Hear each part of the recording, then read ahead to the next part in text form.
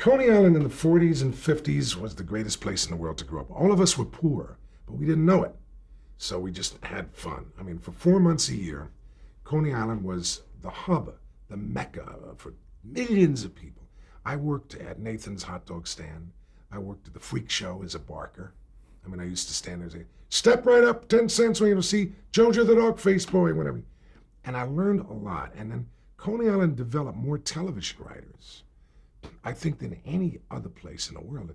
My high school, which is Lincoln High School, we have 38 members of the Writers Guild.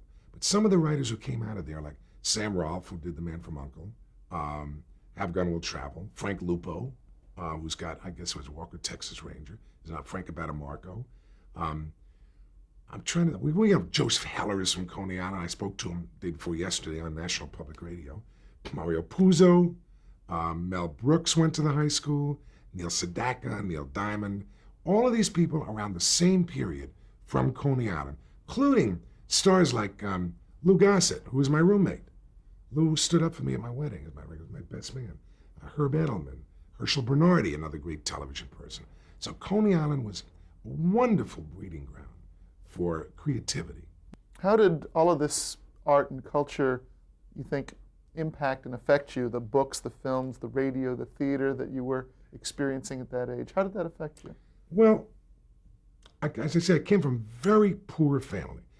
We lived in a one-family house, but we had 3 families living there. We rented to the other people. And so I had to sleep in a room in the other people's apartment. And it was a room with no heat.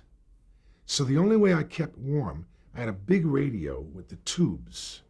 And those tubes would warm up the bed. So I turned the radio on at 7 o'clock in the bed, and it would warm up the bed, and I would sleep with my arms around the radio.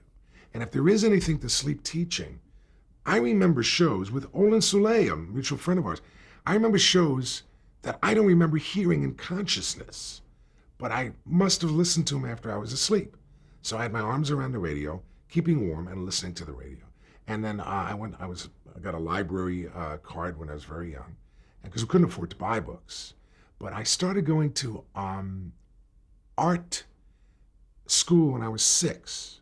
My mother sent me off to the Brooklyn Museum of Art. In those days, you could send a 6-year-old kid by himself on the subway in New York. And I would go to art school on Saturdays. And I did that for like 2-3 years as an artist. Then I went to Pratt Institute, which was, it's a famous art school. And again on Saturdays. So I thought I was going to be an artist rather than a writer.